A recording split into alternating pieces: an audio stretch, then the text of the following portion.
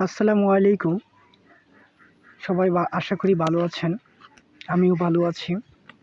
এটা হচ্ছে আমার অনেকেই জানতে চেয়েছেন যে আসলে আমি বাড়িতে ফার্মটা কিভাবে করেছি বা কিভাবে শুরু করেছি।